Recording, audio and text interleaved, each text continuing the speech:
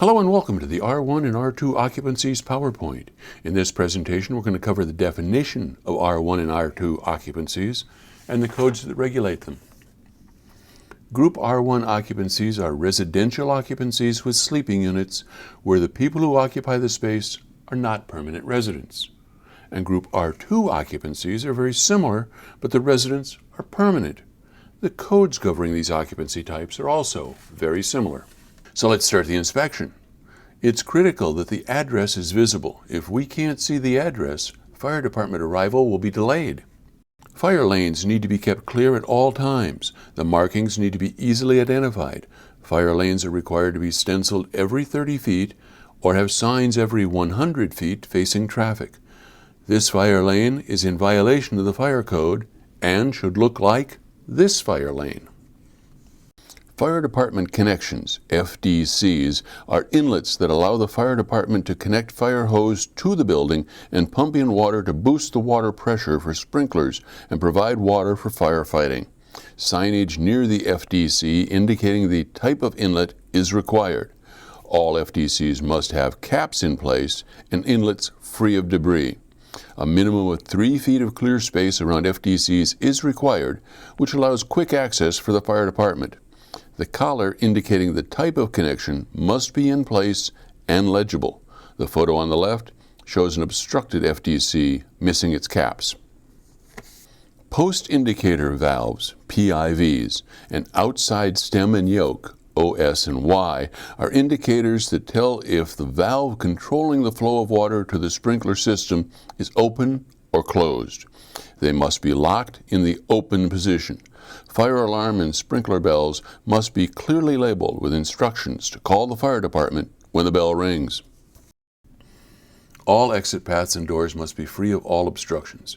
Pay attention to the exit signs. They must be clearly visible from a distance. All bulbs must be working. The exit path is required to be illuminated.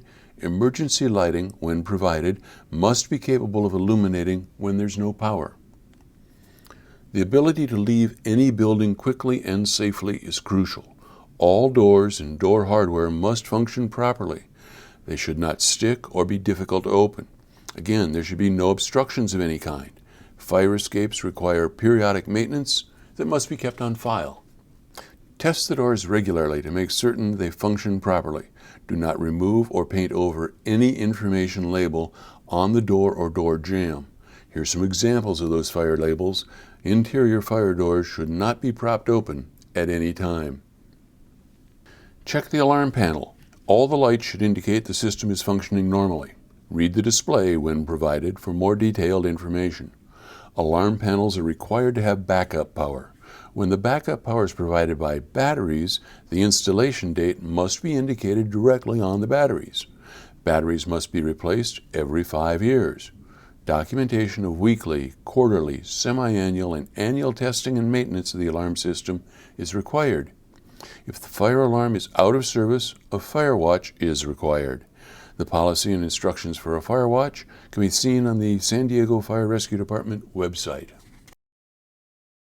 Doors to riser rooms should be clearly marked and the rooms themselves free of storage. This equipment is required to have at least 5 feet of clearance in all directions. The 5-year certification sticker is required to be affixed to the riser, and nothing is to be attached to any portion of this system at any time.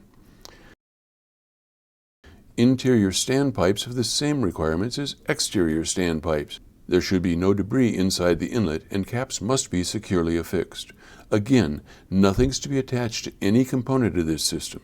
Documentation of monthly, quarterly, annual, and 5-year inspection, testing, and maintenance is required. Sprinkler systems are required to be inspected, tested, and maintained monthly, quarterly, annually, and every 5 years. For the sprinkler system to work properly, nothing can be stored above the sprinkler heads or within 18 inches below the level of the sprinkler head. It's important to note, nothing can be attached to any sprinkler system component. If the sprinkler system is not functioning, a fire watch is required. Smoke detectors are required to be tested monthly. Documentation of this testing must be kept on site. New smoke detectors with 10-year batteries were required as of July 1, 2014. You'll need to install the 10-year battery model whenever a current detector stops working. This does not apply to hardwired smoke detectors. All fire extinguishers must be visually inspected monthly and serviced annually. Records of this inspection and service shall be kept on site. As with all other extinguishing equipment, a minimum of 3 feet of unobstructed space is required for access. Trash and laundry chutes are fire-rated assemblies. It's important all components are maintained and tested annually at minimum, or more frequently if indicated by the manufacturer's specification. Documentation of this testing and maintenance is required. In all R1 occupancies with commercial kitchens, K-class extinguishers are required and must be serviced annually. Hood extinguishing systems are required to be serviced every 6 months. State fire marshal tags are required for all extinguishing systems and extinguishers. Electric rooms and panels must be free of combustibles. All breakers must be labeled either by labeling each switch or completing the panel schedule. All open spaces are required to have approved blanks or covers. Extension cords are for temporary use with portable appliances only. They should not be attached to the walls or ceilings or penetrate through the ceilings or floors, and never be under doors or floor coverings. They plug directly into approved receptacles, a power tap or a power strip with surge protection. An extension cord must serve only one portable device, be maintained in good condition without splices or deterioration or damage, and the extension cord must be grounded when it's servicing a grounded portable device. Cover plates must be in good condition and completely cover the outlet, switch, or box. Thank you for your time and attention. Your diligence will help keep everyone safe while in your occupancy.